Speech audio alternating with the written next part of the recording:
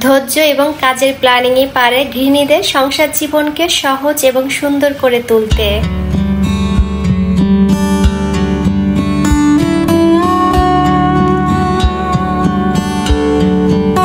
আসসালামু আলাইকুম, আমি ফারিয়া।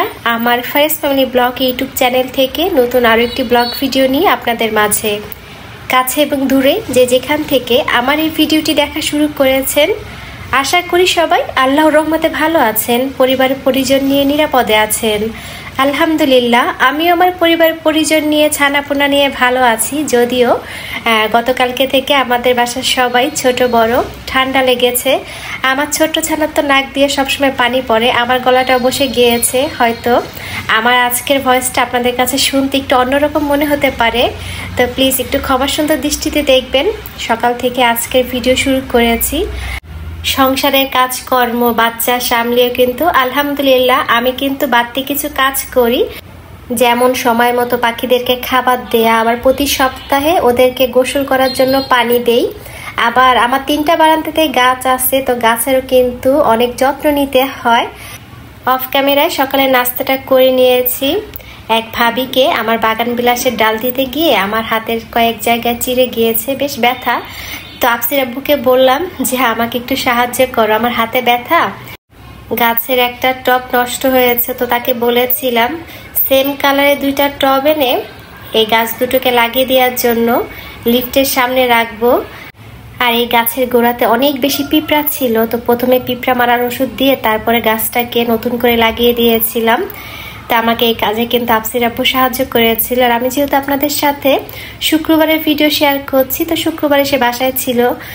আর বাসায় থাকলে সে আমাকে বেশ কয়েকটা কাজে সাহায্য করে, যেমন আমাদের বাসার ফ্যান সবসময় আফসির আব্বুই পরিষ্কার করে, আমি ওই নাগালও পাই না, পরিষ্কার করি না। তবে সংসারের বাকি কাজগুলা কিন্তু আলহামদুলিল্লাহ আমিই করি এবং নির্দিষ্ট সময়ের মধ্যে শেষ করি। আসলে যদি একটু ধৈর্য থাকে আর কাজের প্ল্যানিং করে আমরা কাজ করি, তাহলে কিন্তু আমরা যারা গৃহিণীরা আছি আমাদের সংসার জীবনটা অনেক বেশি সুখের হয়, অনেক বেশি আরামের হয়, সুন্দর করে কিন্তু সংসার জীবনটাকে চালিয়ে নেওয়া যায়। তো আমি আফসির আব্বুকে বলেছিলাম যে তুমি আমাকে ফ্যান পরিষ্কার করে দাও আর গাছটাকে লাগিয়ে দাও। আমি তোমাকে কিন্তু এই প্রচণ্ড গরমে 1 গ্লাস বেলের শরবত খাওয়াবো। তা আমি কিন্তু তার জন্য না, আমাদের সবার জন্য বেলের শরবত বানিয়ে নিয়েছি। আসলে এখন কিন্তু বাজারে অনেক বেশি বেল পাওয়া যায়, আর এই প্রচণ্ড গরমে 1 গ্লাস বেলের শরবত, 1 গ্লাস কাঁচা আমের শরবত কিন্তু কলিজা ঠান্ডা করে দেয়। আর এই বেল কিন্তু আমার মা ফরিদপুর থেকে পাঠিয়েছিলেন আমার ছোট ভাইয়ের হাত দিয়ে। তো আলহামদুলিল্লাহ বেশ কয়েকটা কাঁচা বেল পাঠিয়েছিল। তো বেলগুলো পাকার পরে, যেহেতু গাছ পাকা ছিল না কিন্তু বেশ ভালো ছিল, বেশ কয়েকদিন বাসাতে রেখে দিয়েছিলাম পেপার দিয়ে পেঁচিয়ে। পরে সুন্দর লাল হওয়ার পরে শরবত করে নিয়েছি। আর আমরা যারা আছি বেলের শরবত বানাতে অনেক বেশি আলসেমি লাগে, তারা চাইলে কিন্তু খুব সহজে বেলের শরবত বানিয়ে নিতে পারেন। অনেকটা তাল থেকে মার বের করার মতো বেলটা ফাটিয়ে ভিতর থেকে বেল বের করে একটু পানি দিয়ে ভিজিয়ে রাখার পরে একটা স্ট্রেনারের সাহায্যে চেলে নিলেই হয়। আমি যেভাবে বেলের শরবতটা বানিয়েছি, তো এভাবে কিন্তু কম সময়ে সুন্দর বেলের শরবত বানিয়ে নেওয়া যায়। আমি সবসময় চেষ্টা করি ঘুম থেকে উঠেই আমার পুরো বাসাটা গুছিয়ে নেওয়ার জন্য, যেহেতু আমাদের বাসাতে বেশ কয়েকটা রুম আছে। মোট হচ্ছে 3টা বেডরুম, ড্রয়িং ডাইনিং আলাদা, সাথে 3টা হচ্ছে বারান্দা। তো সব কিছু মিলে কিন্তু দেখা যায় অনেকটা সময় লাগে। আর যেহেতু ছোট বাচ্চা আছে, তো আমি সবসময় ঘুম থেকে উঠে পুরো বাসাটা গুছিয়ে নেই। আর আগের দিন রাতে চিন্তা করে রাখি যে কি রান্না করব। তো মাছ মাংস রান্না করার থাকলে দেখা যায় ঘুম থেকে উঠেই আমি মাছ মাংসটা ফ্রিজ থেকে বের করে রাখি, মশলা বের করে রাখি। তো মশলা মাছ মাংস যদি খুব সহজেই ছেড়ে যায়, তাহলে কিন্তু রান্না করতেও কম সময় লাগে। আবার দেখা যায় অনেক সময় শাকসবজি আমি আগের দিন ধুয়ে পরিষ্কার করে সিদ্ধ করে রেখে দিই, যেদিন রান্না করি সেদিন বের করে বাগার দেই। আর এই যে একসাথে কিন্তু বেশ কয়েকদিনের রুটি বানিয়ে রাখি। যদিও আমি বানাই না, আমার হেল্পিং হ্যান্ড খালা বানিয়ে দেন।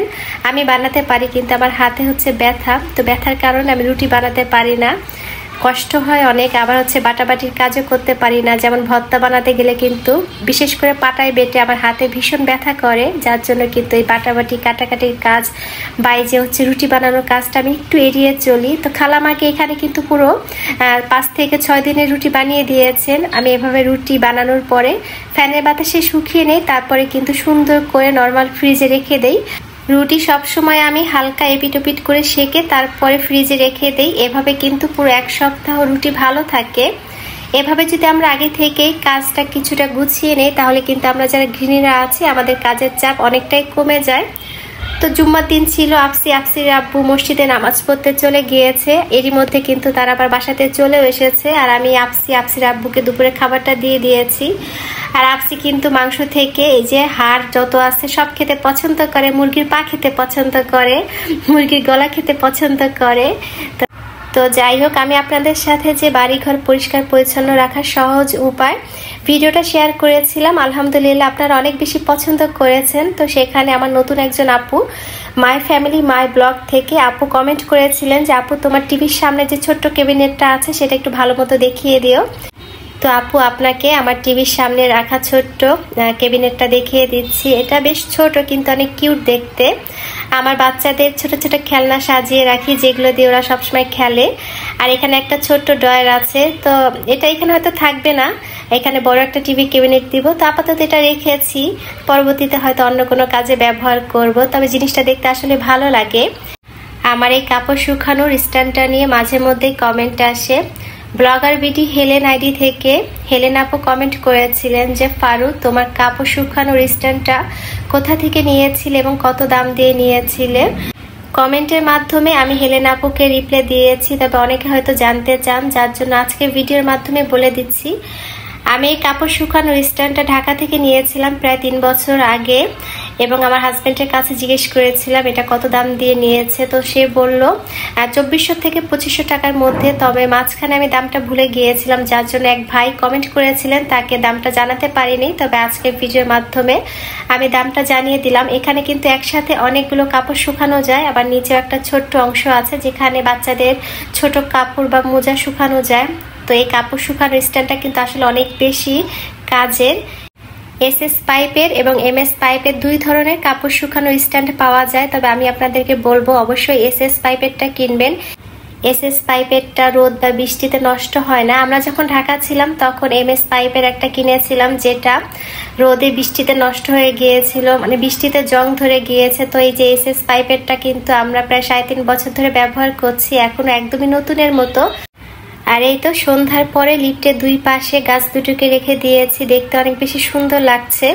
আমার ছোট্ট ছানা অনেক বেশি খুশি গাছ দেখে। তবে সে কিন্তু পাতা ছিঁড়ার চেষ্টা করে, তাকে অনেক সময় ধরে রাখি যে প্লিজ বাবা পাতা ছিঁড়বা না, পাতা ছিঁড়লে গাছ ব্যথা পাবে।